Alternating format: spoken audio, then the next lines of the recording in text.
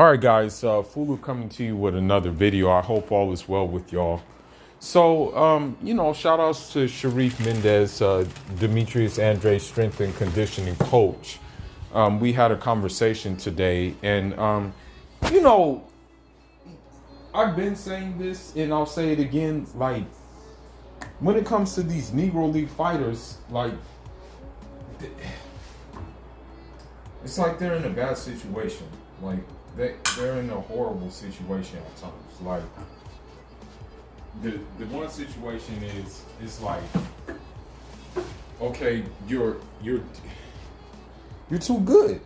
That's the thing. Like, when it comes to the Negro League fighters, it's like, okay, well, it's like, dang, I'm too good to get a fight, a meaningful fight.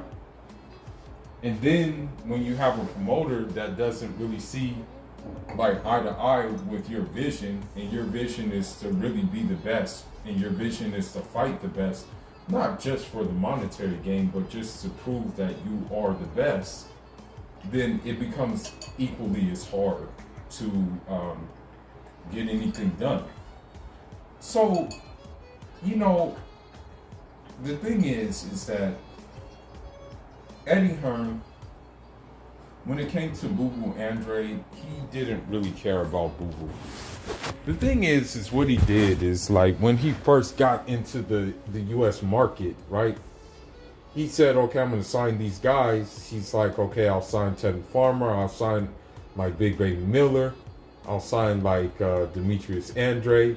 And, Demetrius Andrade was thinking, okay, it's new. It's a streaming service. Let's be a part of it. Eddie Hearn coming with the bag.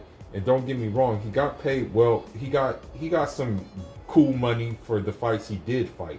He got some good money, versus where he was before. He got decent money, right? I mean, but even, Sharif tells me that he could have got more money, versus what they were paying him. Now, with that being said, it's very unfortunate that, it's come to this point. BooBoo is 34 years old right now. And I'm going to say that because he hasn't taken damage or anything like that, and even his pops alluded to this, that you haven't seen his best performance. Like, that's the thing. Like his pop said even that, you haven't seen the best of BooBoo. You know what I mean? Because, like, nobody's really brought it out of him. And so, with that being said, we just got to look at the history of how Hearn handled him. And, this compelled, the fact that, more or less so, he's probably going to sign to Al Heyman. Now, number one, Eddie Hearn said, oh, we just got to keep him active. And so, yeah, you can say he kept them active, but were they with meaningful opponents? Like, were they with opponents, marquee guys? Were they with guys that are going to, like propel his resume? Were they with guys that were going to be like, okay, this guy's for real? No, they weren't with those guys. Eddie Hearn, just, wanted him to do title defenses. And the thing is BooBoo, he took matters into his own hands. He's like, you saw him make videos. If you check his Instagram, he's made videos about Billy Joe Saunders and stuff like that, about wanting to fight Billy Joe Saunders because they had unfinished business. That was supposed to be his first fight, actually. And everybody knows what happened. Billy Joe decided that he wanted to enhance his abilities with some nasal spray. You know what I mean? And so, with that being said, that fight never happened. And then, afterward, you had Billy Joe huffing and puffing. And then eventually he signed to Matchroom. And the reason why he signed to Matchroom, unfortunately, wasn't to fight BooBoo. It was to fight Canelo. Because, Eddie Hearn is going to show preference to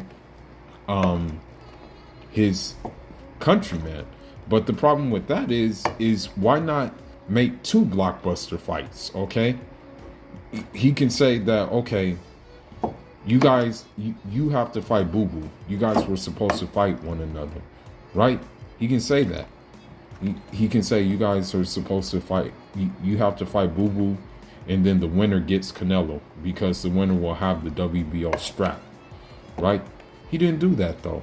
What he did do is he said, okay, well, you know, after Canelo beats Billy Joe, then we'll see what's next for Canelo.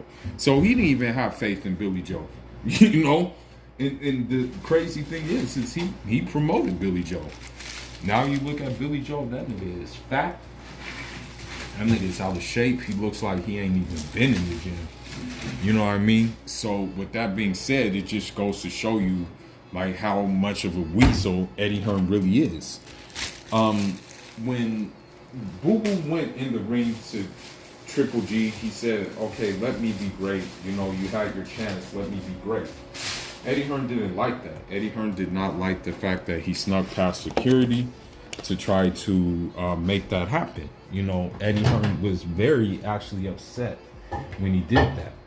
Now, Eddie Hearn got more upset when he crashed the Canelo press conference to try to get the fight with Canelo. You know, because Canelo was talking shit before. Canelo said, you're, you know, he's a boring fighter. That's what Canelo said, which really translates to, I can't beat that guy's style. That guy's style is too much for me. That's what that translates to. So, you know, the sad thing is that what Eddie Hearn did is he basically put his eggs in the Canelo basket. You know, he just decided, okay, anything that Canelo does, I'm gonna just basically do. You know, anything that Canelo wants, I'm gonna push. And he didn't even he just basically neglected all his other fighters, except for maybe Anthony Joshua. Other than that, he neglected them. You can tell, like, right off bat, like, really he doesn't mess with BooBoo after BooBoo did what he did, trying to get these big fights. Because at the end of the day, people will say, oh, he's not fighting anybody, this, that, and the other. But who's the one really trying to make the fights happen? You know what I mean? And Eddie Hearn doing stupid things like trying to fight, like trying to make him fight like Charlo, when Charlo is on a different network, when Charlo is content with what he has. That's why he's fighting Selecki next, because he's happy, you know, doing what he's doing, making Instagram posts, showing all his cars, being drunk, getting into trouble with the law, hitting his family, not paying for meals. You know what I mean? He's happy with that. So why wouldn't you like do something more realistic, meaning like try to land him, BooBoo, a Triple G fight or a Canelo fight? And he didn't deliver. And honestly, he really didn't try to deliver. You know, he really didn't try to deliver. He was happy with him fighting Liam Williams. He was happy with him fighting all these different dudes that didn't do anything. You know what I mean? And the sad thing is, the fans will never be satisfied. You know, the commentators of the zone will never be satisfied, because they ask for knockouts and stuff like that, because usually what BooBoo will do is he'll drop you on your ass and then he'll box circles around you for how many rounds like he feels, you know. Like, he'll be like, okay, well, I'll just box circles around the 12 rounds. You know, that's what he'll do. That's what he does. But, you know, when he knocks a guy out in 2 rounds, that's still not good enough. You know, when he breaks a guy's jaw, that's still not good enough. You know what I'm saying? So it's like he can never win.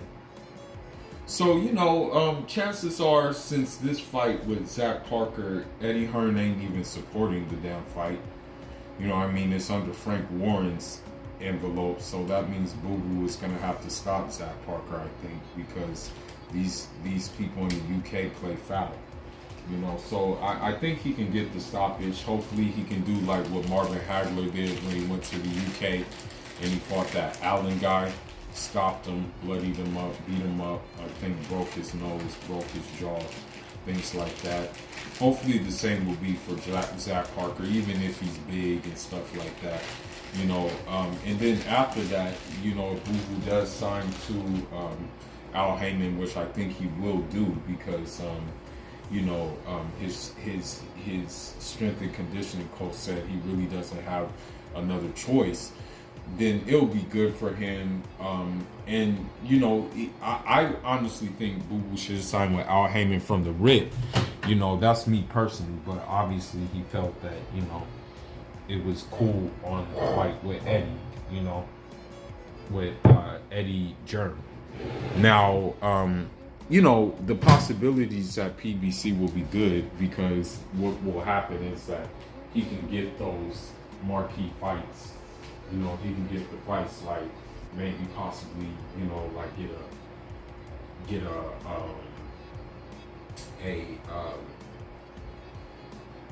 168 fight, you know, like get a fight with, I don't know if Caleb Plant's gonna fight him. Caleb Plant don't really want to fight anybody. This fool's talking about fighting Anthony Jarrell, but a Charlo fight could be possible. You know, a Benavidez fight would be easier for him. And these are potential pay-per-view fights. You know what I mean? But the Canelo fight will become more difficult too. You know, a David Morrell fight maybe. You know. In the books too, but I would hate that fight to have happen because two of my favorite guys canceling each other out. But hey, if the money's right, you know, they gotta fight. That's just the bottom line, you know. And if it means like also unifying these belts, then yeah, why not?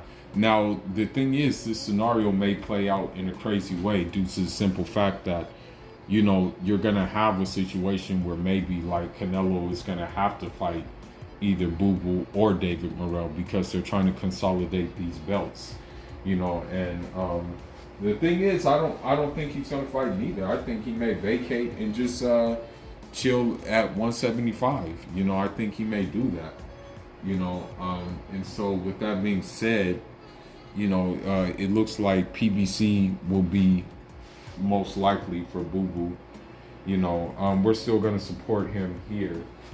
Definitely, you know, we support the Negro League fighters. You know, on this page we support the Negro League fighters a lot, and so we're gonna see what happens. You know, Zach Parker. You know, I mean he's big and stuff like that, but when I watch him box, he's pretty basic. You know, pretty up and down. He's big and he's strong, but you know, I think BooBoo has a bigger dog than Zach Parker.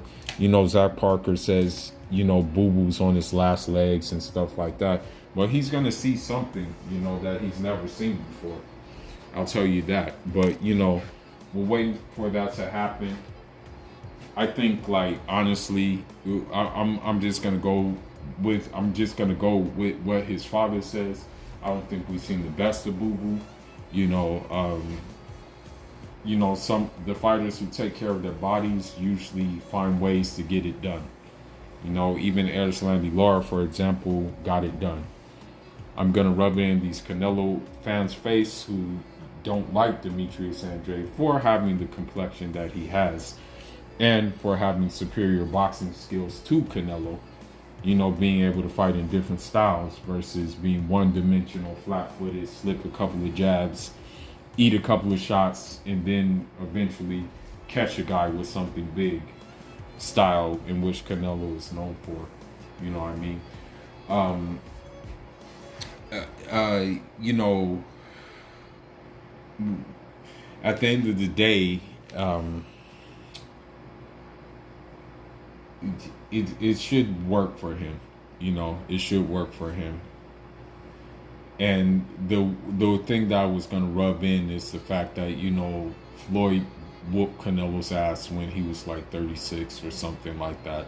And again, you know, Canelo was a champion at that time.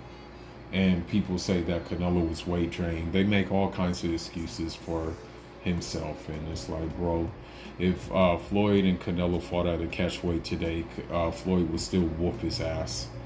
You know what I mean? If Canelo was as big as Jake Paul was in the Floyd Mayweather fight, Floyd would still whoop Canelo's ass.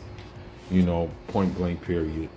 I'll say it before I'll say it again before I end this video. Canelo is a basic one-dimensional fighter who just comes forward and who, yes, he has counter-punching, but he doesn't know how to fight on the back foot. His footwork is trash. And also, he's just going to repeat what Floyd said. Canelo, Canelo, Canelo. Steroids, steroids, steroids. And with that being said, Foolish signing out. Leave your thoughts and leave your comments. Andrade.